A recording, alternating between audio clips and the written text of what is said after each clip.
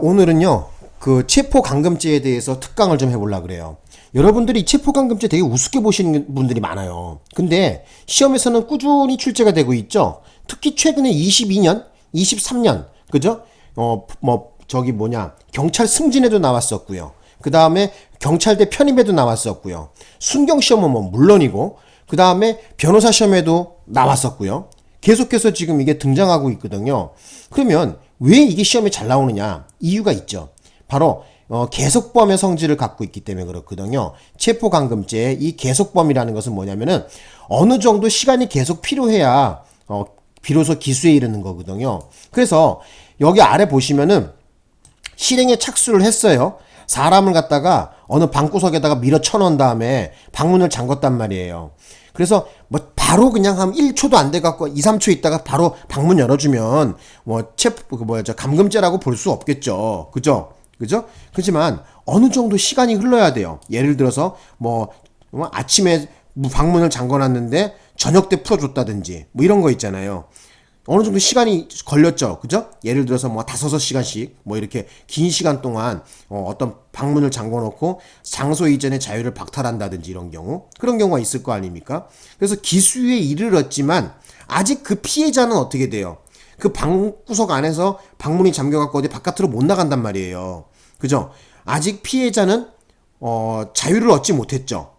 그래서 그 종료 시점이 범행이 아직 마무리가 아직 덜 됐다는 거예요. 비록 기수에 이르렀지만은 그죠? 시간이 어느 정도 흘러서 기수에 이르렀지만 아직 범행의 종료는 이르지 못하는 경우가 바로 계속범이다 이렇게 말할 수 있거든요.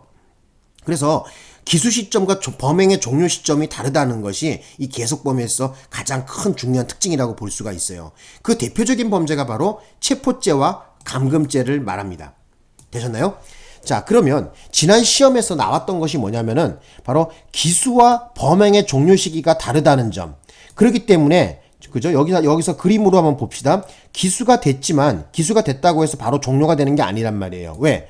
아직 피해자는 자유라는 것을 얻지 못했잖아요. 그죠? 계속 방문에 잠겨갖고 계속 있었다는 거야. 실행의 착수에 들어가서 그래서 방문을 열고 사람을 쳐넣고 방문을 잠궜단 말이에요. 자, 이 경우에 예를 들어서 또 1시간, 2시간, 3시간, 4시간이 흘렀어요. 범행의 기수에 이르렀단 말이야. 하지만 아직 그 피해자는 뭐예요? 자유를 얻지 못했죠? 범행이 아직 종료가 아직 안 됐단 말이야. 그래서 이러한 성질을 갖고 있는 걸 계속범이라고 하는데 이 계속범의 성질은 바로 아래 여기 파란색 글씨로 써놓은 4가지의 특징을 갖고 있습니다. 지난 2022년도, 23년도, 그 다음에 시험에서 연속해서 나왔고 24년도에는 바로 경찰대학교 편입시험에 나왔고요. 그리고 2017년도에는 체포감금죄에 대해서 변호사 시험에 나온 바가 있습니다. 또 나오겠죠, 이제. 나올 때가 됐죠. 이제 24년, 5년 이제 됐으니까. 한번 봅시다, 그러면. 그래서 여기 나와 있는 건 요거 파란색으로 첫 번째 거는 이해가 가시죠? 그죠? 여기 보시니까 다르잖아요. 그죠? 기수 시기와 종료 시기가 다르잖아요. 그죠? 자, 그러면 요 기간 동안, 요 시간 동안은 그래서 기수가 된 다음에 범행이 종료되기 전까지는 공범 성립이 가능하다는 거, 요것도 좀 알아두시고, 요것도 다 기출문제입니다.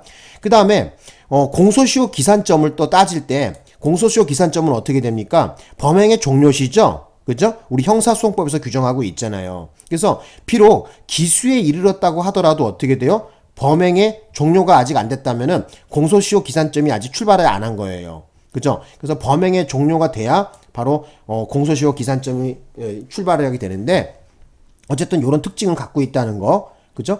그 다음에 기수 후에 종료시까지 정당방위가 가능하다는 거.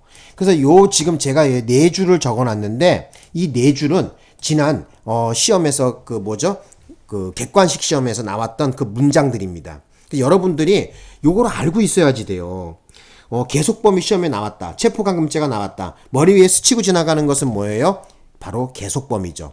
그 계속범의 성질을 알고 있어야지만 체포감금죄를 풀 때 유리합니다.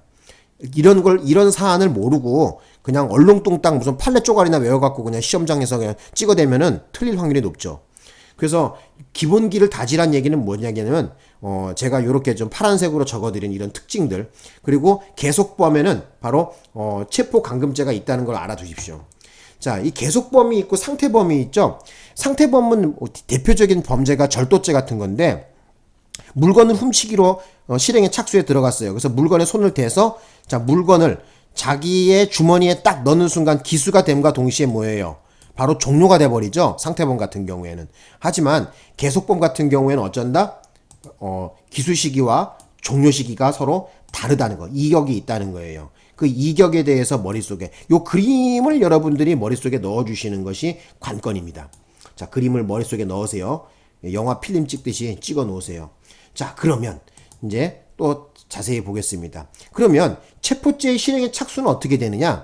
자, 체포죄라는 것이 뭐예요? 사람의 신체적 활동의 자유를 방해하는 거 아닙니까? 그죠? 박탈하는 거잖아요. 그래서 신체적 활동의 자유를 현실적으로 침해하는 행위를 개시한 때, 예를 들면 어떤 거냐면 강간 미수의 피해를 입은 후 피해자가 엘리베이터에 탔는데 그 피해자를 잡아 끌어내 갖고 또 강간을 하려고 하는 경우가 있었거든요.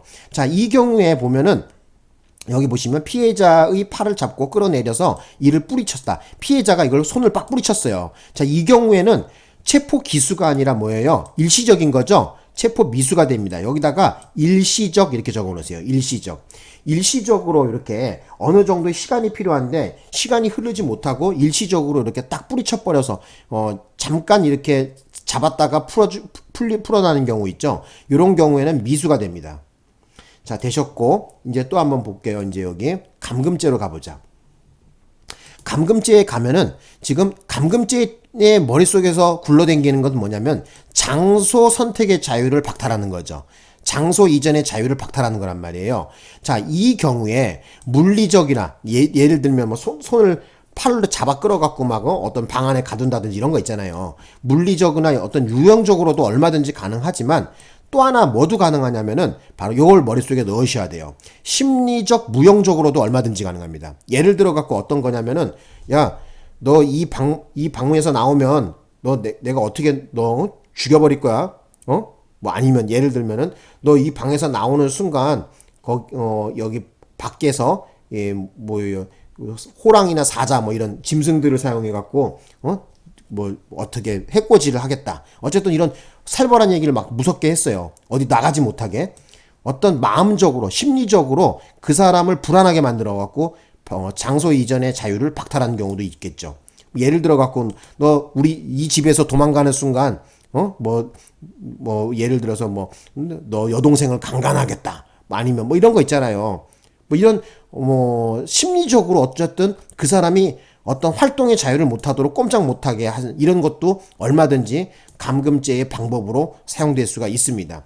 시험 문제에서는 어떻게 나왔냐면은 감금죄는 현실적으로 물리적 유형력을 행사하여야만 범죄가 성립한다 이렇게 나와요. 틀린 말입니다. 자, 물론 물리적 유형적도 가능하지만 플러스 뭐다? 심리적, 방금 전에 말씀드렸지만 이 장소를 벗어나는 순간, 이 집에서 나가는 순간 뭐 너네 집을 불을 질러버리겠다. 아니면은 뭐 성폭행을 너의 뭐 아는 지인들을 애인을 성폭행해버리겠다. 어쨌든 이런 살벌한 얘기를 해갖고 꼼짝 못하게 그 장소에서 꼼짝하지 못하도록 만드는 것도 얼마든지 감금죄의 방법으로 볼 수가 있습니다. 그래서 심리적, 무형적도 가능하다는 거. 요 방법을 좀 기억해 놓으세요. 요런 것도 죄가 됩니다. 그 다음에 자유 박탈의 정도는 어떻게 따지냐면 전면적이 아니어도 됩니다. 그죠? 예를 들어 갖고 특정 구역 내에 생활의 자유가 허용되어도 감금죄로 보는데 대표적인 사례가 어떤 것이 있었냐면 경찰서에서 조사받으면서 이미 그 사람이 죄가 인정되지 않는 것이 확인이 됐거든요. 그래서 풀어줘야 되는데 뭐 무슨 연유인지는 모르겠지만 뭐 조사한다는 미명 아래 그 사람을 갖다가 계속 경찰 관서에 바깥으로 나가지 못하게 조사가 뭐 다른 조사를 막 하면서 예를 들어 갖고 뭐예요 아침에 조사한다고 잡아놓고 나갖고 저녁 때까지 계속 뭐 못 가게 막는다든지 뭐 이런 경우 있잖아요. 뭐 비록 그 경찰 관서에 형사과 그 뭐예요 그 저기 조사실에 그 출입문에 자유롭게 형사들이 왔다 경찰관이 왔다 갔다 출입이 허용된다고 하더라도 이 경우에 꼼짝하지 않고 뭐 거기 바깥을 못 나가는 경우가 있잖아요. 그죠? 예. 예를 들면 아까 제가 얘기 드렸지만 무슨 심리적으로 너 만약에 너 지금 무죄가 인정됐지만 너 여기서 나가게 되면은 너 아는 사람들 전부 다 내가 잡아들여서 조사할 거야 뭐 이런 식으로 겁박을 줬다든지 또 실제가 그 어떤 사건이 있었냐면은 경찰 관서 형사과 조사실 안에서 설렁탕도 시켜 먹고 짜장면 시켜 갖고 짜장면도 그 짜장면도 시켜주고 해서 밥도 같이 먹었대요, 형사들이랑. 그런데 어쨌든 이 사람이 바깥으로 나가지 못하게 계속 심리적 압박을 줬다는 거예요. 너 저거 안 하면 너 아는 사람들 전부 다 간첩죄로 해갖고 전부 다 쳐넣겠다. 뭐 이런 살벌한 얘기를 해갖고.